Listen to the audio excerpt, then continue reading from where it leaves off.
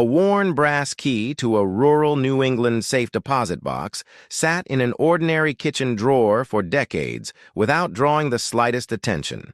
When that box was finally unlocked after 80-inch stacks of paper stock certificates valued at over $8 million, the owner of those certificates had spent 50 years working as an auto mechanic and a school janitor, never earning an annual salary that deviated from average blue-free holding system that you and I can analyze and apply with modern precision.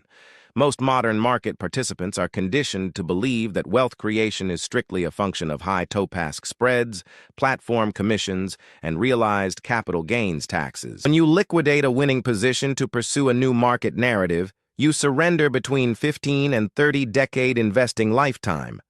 A portfolio that turns over just 50% of its holdings annually can lose more than half of its ultimate terminal value solely to tax and execution drag.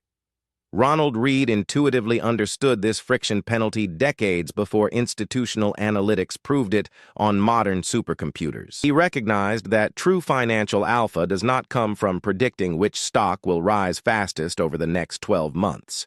The true mathematical edge lies in finding high-duration holding models. According to Long, 5% of professional active fund managers fail to match their underlying benchmark over a 15.5% across all major asset classes. These institutional managers possess high-term capital gains. You are deliberately turning off the most powerful return engine ever constructed.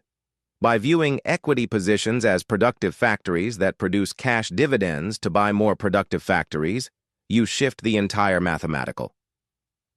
To construct a modern version of this $8 framework, you and I must implement 4 exact structural mechanics. The first structural pillar is strict asset qualification based on operational durability, conservative balance sheets, and essential consumer demand. The janitor did not populate his portfolio with speculative technological bets, unproven business models, or cyclical commodity plays that rise and fall with economic hype.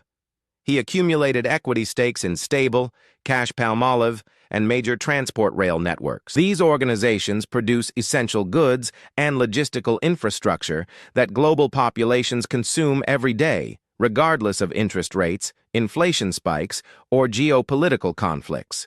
They possess wide competitive moats that allow them to pass inflationary cost increases directly to consumers while protecting their underlying operating margins. And your portfolio consists of businesses that satisfy non-cost averaging ensures that your capital buys more shares when market valuations are depressed and fewer shares when market valuations are elevated.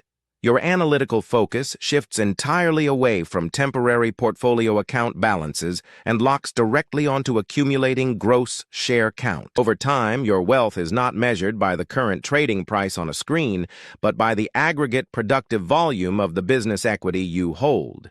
The third structural pillar is the close-performing productive asset simply because its price has increased. The average investor sells their best quality assets or cash equivalents that fail to compound. This behavior directly violates the mathematical law of asymmetric returns, where a tiny handful of elite companies generate the overwhelming majority of long generational wealth are profoundly quiet, highly repetitive, and fundamentally simple to understand. The gas station janitor did not possess institutional data feeds, complex trading algorithms, or privileged corporate access. He possessed an unwavering respect for compound interest, an absolute refusal to incur unnecessary friction, and the patience to let high-decade horizon.